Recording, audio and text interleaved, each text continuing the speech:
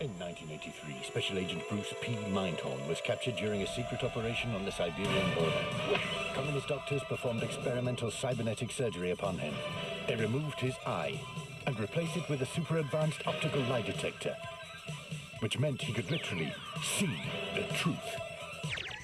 He escaped Russia and returned home to the Isle of Man. Bruce Mindhorn became the best plainclothes detective the Isle of Man had ever seen. In a world of lies, one man has had enough.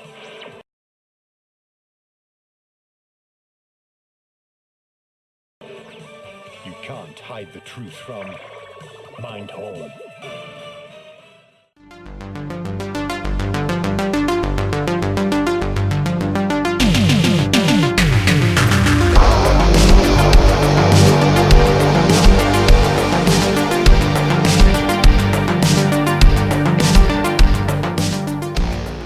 Mindhorn, the greatest action TV show you've never heard of. This is a movie directed by Sean Foley that's actually made for Netflix. And the conceit of this story is we have this washed-up TV actor when he used to be the star of this massive hit TV show in the 80s called Mindhorn. And this is obviously not a real show, but for the case of this world, obviously it was the biggest TV show of its time. And in that show, basically, he played a kind of a justice seeker, a kind of a vigilante, basically, who had a kind of bionic eye, which he could see the truth, basically, and etc. etc. But nowadays, he's a kind of washed-up has-been, can't get any work, but he's called into by the police to the Isle of Man to help solve a murder where the suspect has got some kind of mental issues and think Mindhorn is a real person, so he's kind of brought on to kind of speak to this guy, basically to try and solve and catch this guy. Obviously, once he's there, comedy shenanigans ensue. There are twists and turns aplenty. So what do I think of Mindhorn? I've got to say, I kind of enjoyed this film. It's a very subtle and slow-moving comedy. Well, I say subtle.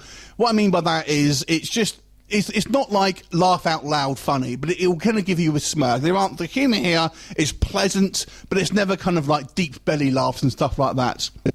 I did find it kind of pretty much amusing all the way through. Just the kind of like the physical humour, for one thing, I felt was quite funny. It's never OTT. It's never quite wacky enough. It never goes really to parody situations. But nonetheless, it kind of goes so far to give you a chuckle, but never a full-on laugh out loud. The characters are all quite fun, and yes, it's fun to look at these tropes of the 80s and stuff like that, and kind of enjoy them for what they are today. The plot here is a little slight, I've got to say, and especially in regards to when the villains are revealed, you don't really know why it is they kind of are doing certain things. It just seems a bit flimsy to me. And overall, it's kind of a fun film, but it moves at a bit of a slow pace for me.